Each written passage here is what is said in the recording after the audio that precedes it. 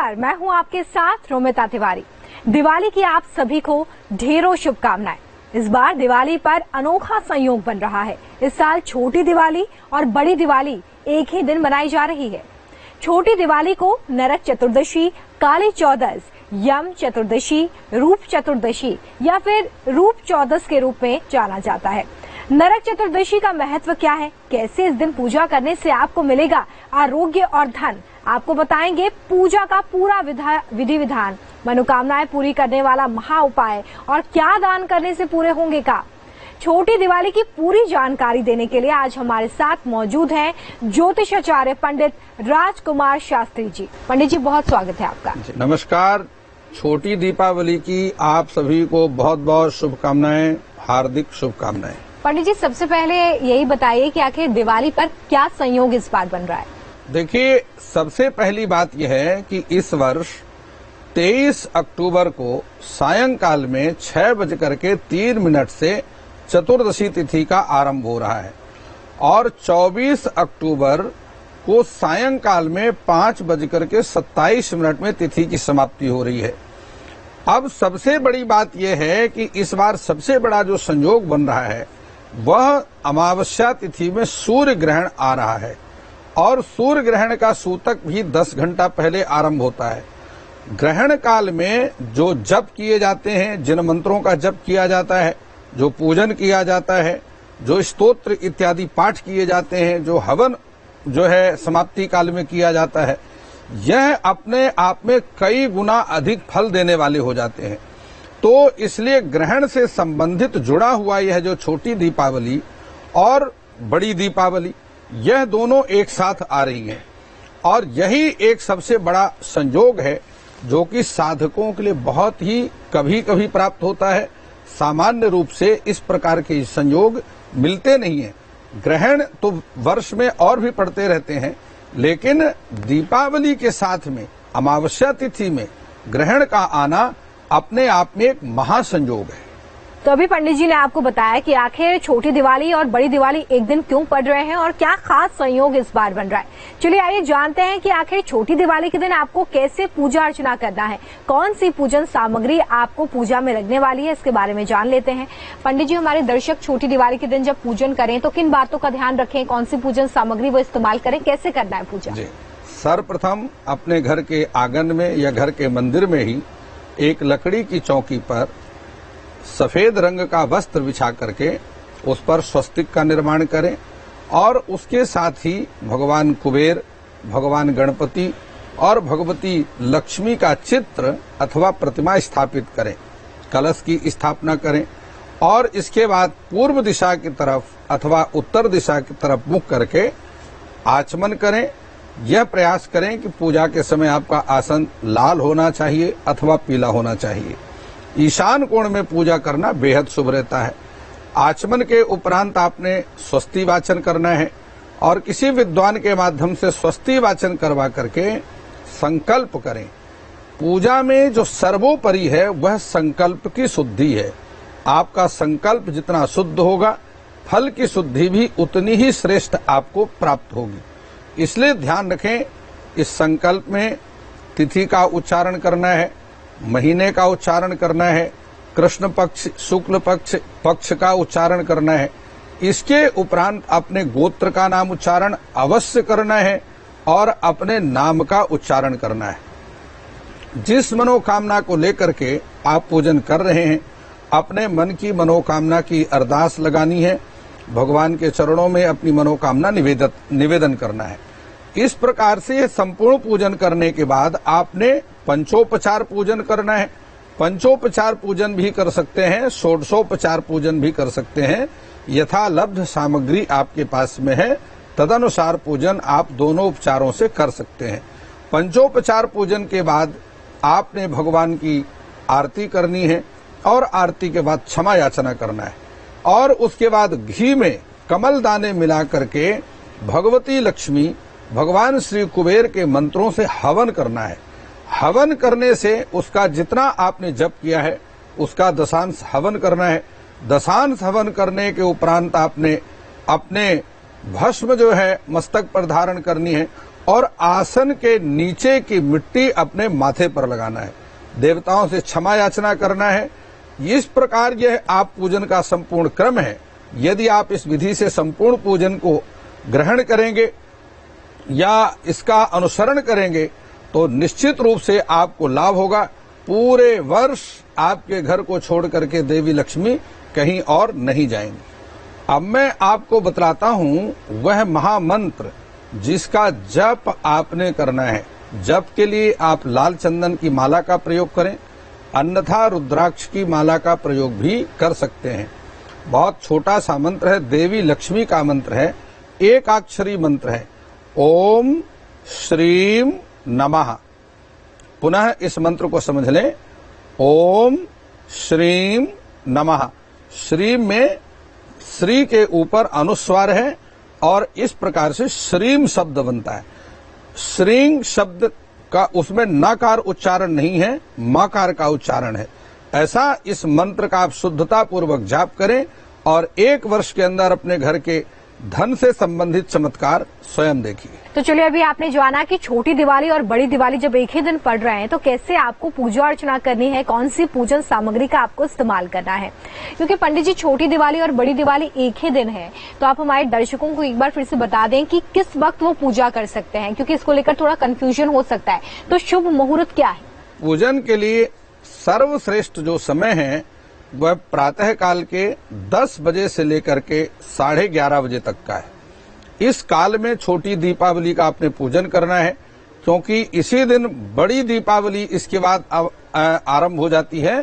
तो इसलिए एक ही मुहूर्त है और वह समय है प्रातःकाल 10 बजे से लेकर के 11:30 बजे तक। चलिए, तो अभी आपने जाना कि कौन सा शुभ मुहूर्त है जिसमें आप छोटी दिवाली के दिन पूजा अर्चना कर सकते हैं, और साथ ही पंडित जी ने आपको वो महामंत्र भी बता दिया है जिसके जरिए आप मां लक्ष्मी को प्रसन्न कर सकते हैं। आगे बढ़ने से पहले आइए जान लेते हैं कि आखिर छोटी दिवाली से जुड़ी कौन सी पौराणिक कथा है जो प्रचलित है सनातन काल से। पंडित जी, छोटी दिवाली से जुड़ी हुई कौन सी कथा है, साथ ही ये भी बता दीजिए कि नरक चतुर्दशी का क्या कुछ महत्व है। पौराणिक कथा के अनुसार प्राग ज्योतिषपुर नामक राज्य में नरकासुर नाम का एक राक्षस रहता था। उसने इंद्र को युद्ध में परास्त करके देवी मां की कान की बालियों को छीन लिया था। यही नहीं, उसने देवताओं और ऋषियों की 16,000 बेटियों का अपहरण करके उनको अपने स्त्री गृह में बंदी बना करके रखा था। स्त्रियों के प्रति नरकासुर के द्वेष को देख करके सत्यभामा ने भगवान श्री कृष्ण से निवेदन किया कि उन्हें नरकासुर का वध करने का अवसर प्रदान किया जाए। नरकासुर को यह शाप था कि उसकी मृत्यु एक स्त्री के हाथों से होगी। सत्यभामा कृष्ण द्वारा चलाए जा रहे रथ में बैठ करके युद्ध करने के लिए स्वयं पहुंची। उस युद्ध में सत्यभामा ने नरकासुर को परास्त करके उसका वध किया और सभी कन्याओं को बंधन मुक्त किया। इसलिए इस दिन नरक चतुर्दशी भी कहते हैं इसको, और छोटी दीपावली भी इस दिन मनाई जाती है। इसका कारण ये है, नरकासुर की माता भूदेवी ने ये घोषणा की कि उसके पुत्र की मृत्यु के दिन को मातम के दिन पर नहीं बल्कि त्योहार की याददाश्त पर मनाया जाए, त्योहार के रूप में मनाया जाए। तो देखिए, पंडित जी ने आपको बताया कि आखिर नरक चतुर्दशी का क्या महत्व है, इससे जुड़ी हुई पौराणिक कथा क्या है। आइए अब दीपदान के बारे में जानते हैं। नरक चतुर्दशी के दिन दीपदान का खास महत्व है और ऐसा माना जाता है कि दीपदान करने से यमदेव खुश होते हैं। तो क्या ये सही तरीका होगा दीपदान का? किस तरीके से आप दीपदान कर सकते हैं? पंडित जी, इसके बारे में बताइए कि दीपदान किस तरीके से हमें करना चाहिए, इसका सही तरीका क्या है, साथ ही इसे शास्त्रों में क्यों जरूरी माना गया है। ऐसा कहा जाता है कि अमावस्या तिथि के स्वामी यमराज हैं और पितर देवता यह दोनों ही होते हैं।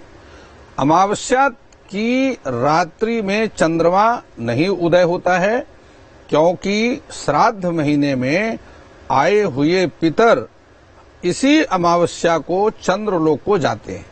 वो चंद्रमा ना निकलने की वजह से भटके नहीं, इसलिए एक बड़ा दीपक जलाया जाता है। और मैं आपको बताता हूं कि आपको दीपदान कैसे करना है। घर के सबसे बड़े सदस्य को यम के नाम का एक बड़ा दीपक जलाना चाहिए। इसके बाद इस दिए को पूरे घर में घुमाएं। अब घर से बाहर जाकर के दूर इस दिए को स्थापित कर दें, वहां रख आएं। घर के दूसरे सदस्य घर के अंदर ही रहें और इस दीपक को देखें नहीं। ऐसा करने से ही यम दीपदान की संपूर्ण विधि संपन्न होती है।